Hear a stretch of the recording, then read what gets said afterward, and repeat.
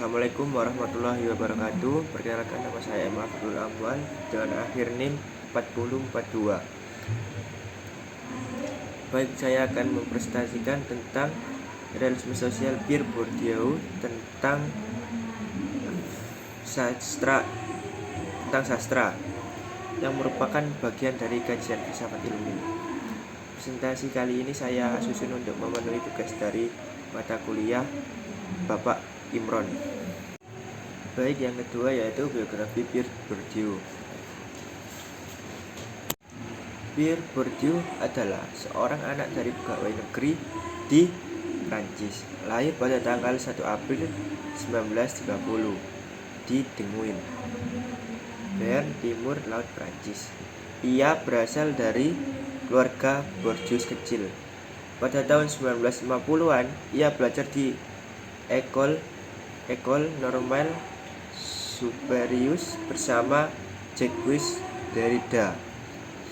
Menariknya, Pierre Bourdieu ini lulus sebagai agrégé de philosophie, tetapi menolak menulis tesis sebagai bentuk protes terhadap sistem pendidikan yang otoriter saat itu. Beliau juga mendalami filsafat eksistensialisme, Sartrean, logika, dan sejarah ilmu di bawah bimbingan Alexander Koyré. Lanjut, yang ketiga yaitu landasan teori. Landasan teori ini mengembangkan teori yang disebut strukturalisme konstruktivis. Berbeda dengan strukturalisme biasa, ia tidak hanya mempelajari sistem simbolik seperti bahasa atau mitos, tetapi juga dunia sosial yang membimbing dan membatasi ekspresi individu dalam masyarakat. Teori ini menjadi dasar dalam melihat dunia sastra sebagai bagian dari struktur sosial. Baik, lanjut ke yang keempat, pembahasan sastra dan arena sosial. Dalam pandangan Bourdieu, sastra bukan hanya tentang soal karya itu sendiri. Ia menghubungkan karya sastra dengan struktur sosial budaya dan kekuasaan. Ada beberapa konsep penting yang dikemukakan oleh Pierre Bourdieu, yaitu lapangan sastra. Lapangan sastra yaitu arena tempat aktor budaya berkompetisi. Yang kedua, kapital budaya dan kapital simbolik, yaitu modal-modal yang menentukan posisi seorang dalam dunia sastra. Yang ketiga, habitus, yaitu kecenderungan sosial yang membentuk tindakan dan persepsi kita. Pengenalan arena sastra. Arena sastra menurut Bourdieu adalah ruang sosial yang memiliki hukumnya sendiri. Hubungan di dalam dominasi oleh kekuasaan, siapa yang berkuasa dan siapa yang didominasi. Dalam arena ini, produksi, distribusi, dan konsumsi karya sastra tidak bisa dilepaskan dari kondisi sosial yang mengelilinginya. Yang keenam yaitu tujuan teori Bourdieu, yaitu mengungkap mekanisme kekuasaan dalam masyarakat. Terus kedua, menjelaskan relasi sosial dan ekonomi.